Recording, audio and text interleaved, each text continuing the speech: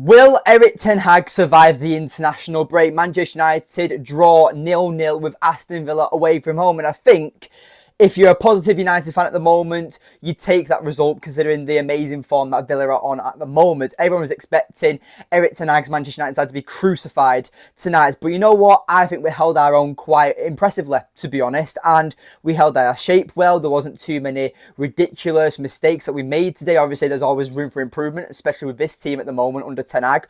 But the fact that we drew with this Aston Villa team, that's a contender for top four, then I think that really shows growth in the team over the last few fixtures, because that Spurs result was an absolute travesty.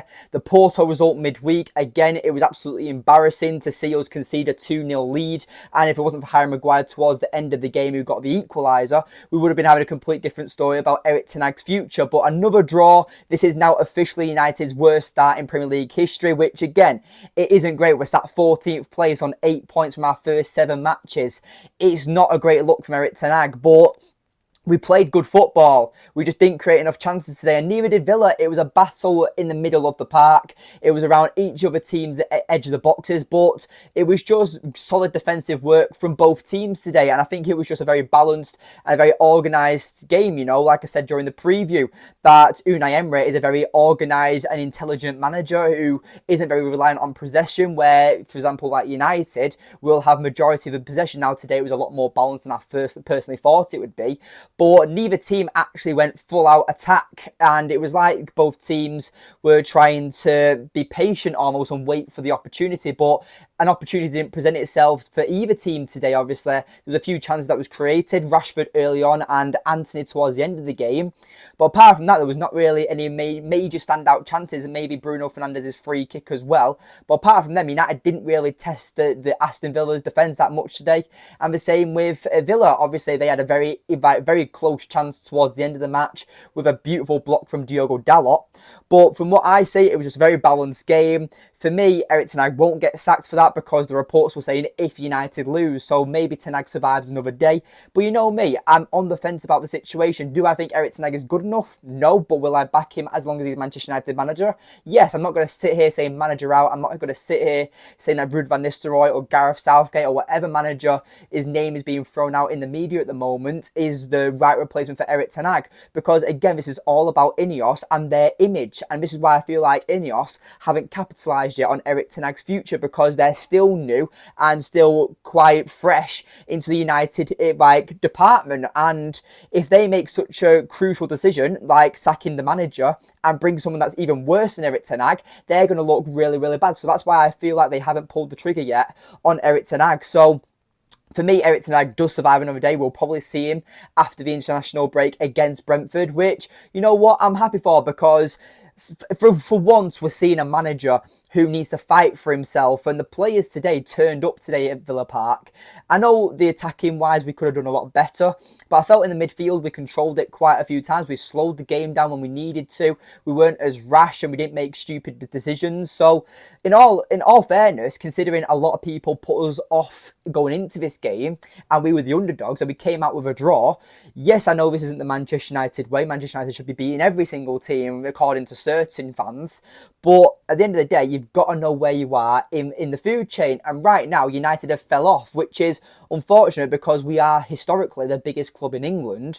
But at the same time, we have fell off massively under Erik Ten Hag, and especially over the last decade before Erik Ten Hag was anywhere near the club. So for me, I feel like that going into the international break, Ineos will keep Erik Ten Hag, and we'll have to see how training goes.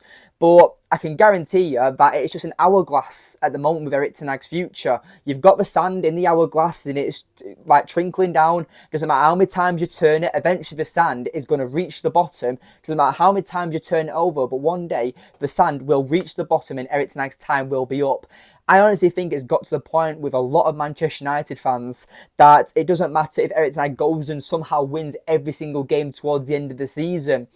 There's too much damage has already been done towards certain fans. There's too many poor results that have happened, and so many fans are done with this manager. And like I said, the reputation of Erik Ten Hag has been destroyed. trophies don't matter anymore. Fans want his head and they don't want him as the manager anymore. For me, it's disappointing, and I feel like there are many fans out there that are too extreme and too outrageous, especially in their content when it comes to saying manager out, because for me, there's a much more calmer and truer way of coming across. That's why I say to you guys, welcome back to Red Devils TV, the realest channel on YouTube, because I will say my opinion, and everyone who comes onto this channel is welcome to have an opinion, because there's no agenda on my channel. And I feel like so many people play up for the camera because they want to get content and views, but I'm always going to stay true to myself. I've gained a small following, and hopefully as the years go on, and then I'm going to progress even more and more, and one day I am seen as one of the biggest fan channels out there, due to the fact that we've stayed true to my roots. And a lot of fans out there who don't have the same outlook as I do, but that's okay, because that's their opinion, that's their style. But going back to that game, Jonny Evans, man of the match. Consider, if you look at Twitter 2 or 3 hours ago when the leaked team news came out, everyone was slating Maguire and Evans, arguably our two best players on that pitch. Maguire was sensational in that first half, and so was Jonny Evans for the full 90 minutes. Obviously, Maguire went off with an injury. Hopefully, it's not too severe. But I felt like in the first half, we were a lot more solid at defence than we were with De Ligt when he came on, and Lindelof as well. Hopefully Mazraoui as well. He apparently went off injured, so hopefully that's not too concerning as well. But as it stands, it was a very balanced game.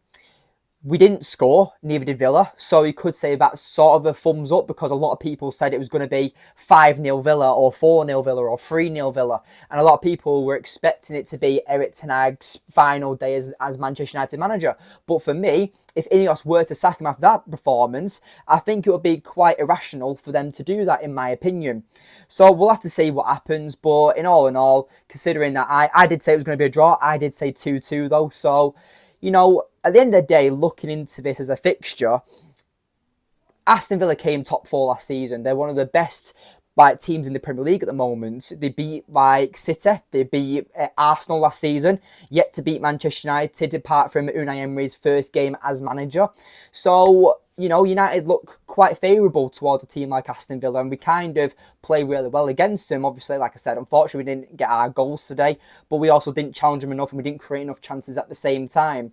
So hopefully after the international break, hopefully too many players don't go during international duty, and they have a break or they work on some tactics, because I felt like today defending we were brilliant, but attacking we just really lacked that final third instinct and scoring goals. We didn't create enough chances. It was quite hit and hope, and it was based on moments. There was no really tactical manoeuvre that we created a chance where you could say, oh, that's off the training ground. So we'll have to see how it goes. Will Erik Ten Hag be sacked? I don't think he will be, but if they do sack him, then obviously on to whoever the next manager is, but we'll have to see how it goes. But anyway, if you made it far into the video, thank you as always. Leave a like on the video, subscribe if you are new, and I'll see you in the next one.